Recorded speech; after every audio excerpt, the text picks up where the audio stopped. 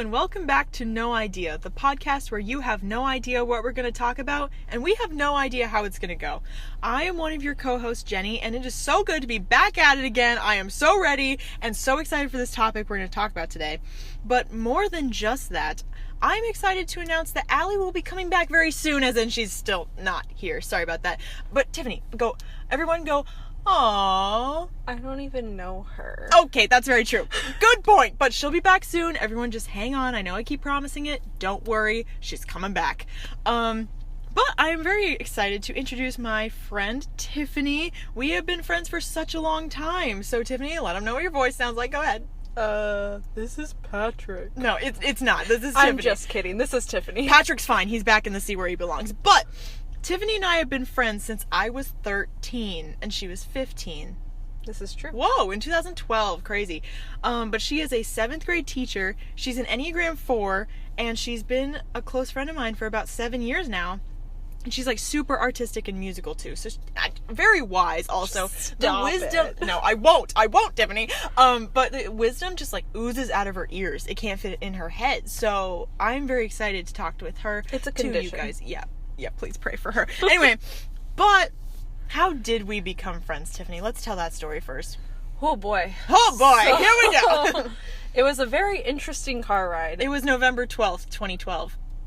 Exactly. It was a very interesting car ride back from a retreat type event that we called Fusion. And during that trip, our pastor taught me how to impersonate people. Just to say, I had never talked to Tiffany before in my life. And then we were just all crammed in this big minivan with her, me, other people, and our pastor. Yes. And our pastor thought that teaching me how to impersonate people would not backfire on him. Oh, but it did. But it did indeed. The whole car just blew up. So the entire ride back, I was impersonating our pastor, and it was hilarious. So funny. That is the day I was like, Tiffany is so funny. And thus a friendship was born. That's the sound it made. But yeah, I think that was the day I was like, I just really want to be her friend. So now look at us. We really bonded. We really did. Look at us thriving now. I bet you didn't see that we would be on a podcast, 7 years later. Whoop top! Woo! But I have an icebreaker question for you, just so our audience can get to know you just a little bit better. Okay. What song would be played on a loop in hell? And why? I think the song Blurred Lines by Robin Thicke. Ooh. 1, he's awful. Yeah. 2, that song has a very bad meaning to it, like the lyrics, just awful. Yeah. Very rape culture. Ew, yeah. But the tune is also catchy, so if you're in hell, you're listening to a catchy song with terrible lyrics. Yeah, that's the worst.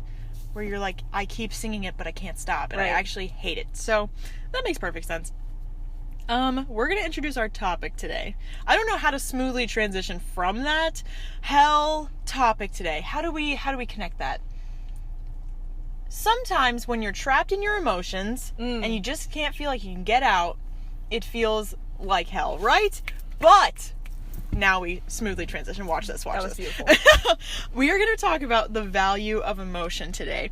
And I think that it all started on November 29th, 2015 for us, because that was the day that Tiffany and I watched the movie Inside Out.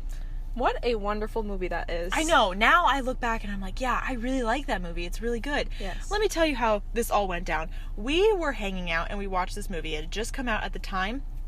And we watched this conflict going on between all these little characters that represent emotions in this movie.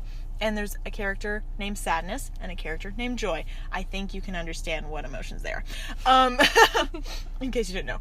But I, at the time, was 16, and I just related so much to Joy, and I was like, yeah, you go, girl, you just be proactive, and you get Riley back, and you're gonna do this, and you're gonna go for it. And Sadness in the movie was always touching everything, and I always got so frustrated with Sadness. I was like, you're ruining everything. What's the matter with you, And Tiffany, on the other hand, differed in her opinion. So tell us about that, Tiffany. So I must have been 18 at the time, or turning 18. Yeah. Oh, no, I was 18. Okay. And I related with the character Sadness. And I was watching this movie, and I'm just like, wow, this has such a beautiful meaning, such a beautiful story. I'm like, but Joy is awful. I'm thinking to myself, I'm like, Joy, she's trying everything in her power to make sure that Riley does not feel all of the emotions that she's supposed to feel. And at the end of the movie, Riley starts to get depressed and wants to run away, and that's because she was not allowed to experience the fullness of her emotions. True. Joy was trying to control all of it at the time. Yes. Just trying to press it down. But we butt heads in that moment, and we're Yes. like, what do you mean? This is a terrible movie! This is a great movie! And stuff like that. But now we have, grown up from that. We can agree to disagree on certain parts, but, now we both understand we really do need all the emotions. And so that's why we appreciate that movie even more now. But how did you learn, Tiffany, the value of emotion in your life? So when I was younger, I grew up with depression. And it's really, sadness in that movie was really relatable to me because that's how I felt. It was just kind of covering myself up with this mask of joy. Mm-hmm. And then sadness just kept on touching parts of my life. And there was one time we went on this retreat with our church. How old were you at the time? How old was I? It was in 2013. Yes, so I was 15 or 16. Mm-hmm. Probably 16. Okay. And it got to a certain point where at that retreat I was extremely depressed, stopped believing in God, and was practicing self-harm. And really I kind of went as a last resort, kind of challenging him to show himself to me, and he did. Oh, he always does. Oh, he always God does. is good. So it kind of was a miraculous flip of the coin. Okay. So I had a radical change in my life, and afterwards it was very weird because it was almost as if he cured me of my depression. And I didn't know what to do from there because I had all of this years of experience of covering up my sadness and depression. So it was a moment of, I have to be able to feel this sadness instead of turning it inwards on myself. Yeah.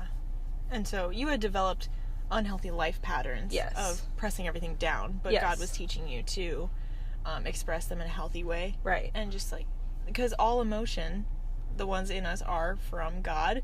How we express those could be very unhealthy or could be healthy, either one.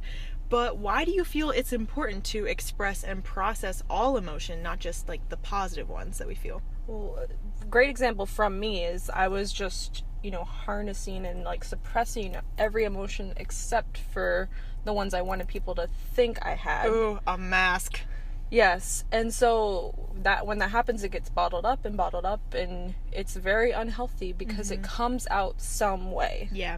For me, first it started with the self-harm and depression, and it was going to lead to the point of suicide. With some people, if it's anger issues, it could be that they lash out at people, and then that hurts your relationships. And it's just a very unhealthy way of dealing with your emotions. God created our emotions to experience them, not to hide them. Yeah, that's good. And I think that's amazing. And one of the ways that we can express our emotion and let it out in a healthy way is a lot of times we cry, right? It's a basic, healthy, normal thing we do.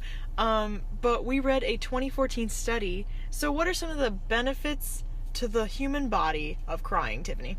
So some benefits is that crying is self-soothing. It also relieves emotional and physical pain. It releases toxins, and it relieves stress. Oh, glory. It aids sleep, which just makes sense to me. I mean, that's why you have a good cry, and then you go to bed and you just feel better in the morning. It fights bacteria in your eyes. In your eyeballs? In your eyeballs. Whoa. And it improves your vision. Oh my gosh. I gotta cry more often. I'm basically blind. I'm just kidding. So just about, how often do you cry on average, Tiffany? Just curious. I would say maybe at least once every 2 weeks. Okay. Nice. minimum. Yeah, it depends on the person you are, like your temperament, how you feel a lot of the time. I usually cry like if I'm frustrated, angry, sad, happy. I get frustrated a lot with work. So if I just had like a really bad day, I just come home and cry. You're working at a middle school. Yes. We intercede for you. But I think I cry about probably once or twice every month on average. Sometimes more, sometimes less. But yeah. And it just feels good after you get a good cry out. I can't even describe it, whether it's tears of frustration or sadness or whatever. But it just does take courage and vulnerability to express our feelings and deal with them.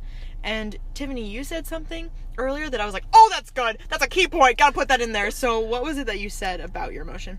Expressing your emotions is one of the strongest and bravest things you could ever do. Yeah, it's true. Because it takes courage to say to someone like, hey, I'm feeling this way. It takes courage to be like, I'm going to let myself feel this emotion today because I just need to deal with it and I can't just keep bottling it up. Right. And it is easier a lot of the time to bottle it up. It's not just realizing your emotions and being able to feel them. It's also sharing that with other people so that you can get help if you need it. And I think that I grew up a lot of the time thinking that, and this is why I probably thought this when I was 16 watching the movie Inside Out, that all emotion that did not make me feel good was bad. And so I was like, I can't feel that. I just got to keep going. I got to keep being positive, which wasn't healthy. And so now I've realized that, you know, like a mask of happiness is completely different from true joy. Right. And you're really only going to get the true joy if you deal with all the other emotions first. Yes, true joy comes from the Lord. It does. And he wants you to deal with it. Yes. He's like, let's get down and dirty. Let's deal with these things. But we just want to specify everything we've just said. We want to say a list of things that we are not saying. Right. We don't want to be misunderstood. Of course not. Of course not. So what we are not saying is that it is okay to wallow in your sad emotion. False! If you are having a lot of sad emotions, you're going through something right now, you should definitely not use it as an excuse to just stay there. Like, you should seek help. You should go to trusted people around you. You should deal with that sadness, allow yourself to feel it, and then continue to move on. Yes. And we are also not saying, go ahead, Tiffany, that positive feelings are unhealthy. False! They're great! Positive is always good. What we're just saying is that you should not put on this mask of positive feelings, trying to hide the other feelings that you have as well. Very true, very true. We are also, last but not least, not saying that you should share all your emotions with everyone all the time. False! You really need a trusted inner circle of people who are wise, people who love the Lord, people who love you and want your best interest. They have that in mind. And just like Allie and I talked, good times. Wow, this was a good day. And when Allie and I did our second episode of this podcast and we talked about vulnerability, you don't just share everything with everyone. Right. And that's not a healthy way to live. So get your trusted people because they will help you even when it hurts sometimes. Exactly. So thank you so much for being on this podcast, Thank Tiffany. you for having me. Oh, you're welcome, Patrick. I'm just kidding. Is he back? Is he back? He's back from the sea. But it has been an honor. This is just really good. I'm still going to continue to chew on this as we leave and think about it. We'll probably have more discussion. Maybe we do a part 2 of this. How do you feel about that? Part 2! That'd be so much fun. But to all our listeners out there, I hope this really helped you. Go ahead and do what you need to do with this knowledge. If you need to apply it in some area of your life, go for it. Deal with it with the Lord. Deal with it with other people. Deal with it with yourself. I mean, just go for it. Why not? What do you have to lose? Be healthy. That's all we have to say. So, to all our listeners, thank you so much for listening to this episode of No Idea Podcast. Follow us on Instagram. Probably going to tag Tiffany in this post when we post on Instagram too, so keep your eyes peeled for that. Your 20/20 vision, because you cry a lot. Am I right? Am I right? But thank you so much for listening. Signing off, it's Jenny and Tiffany. Bye.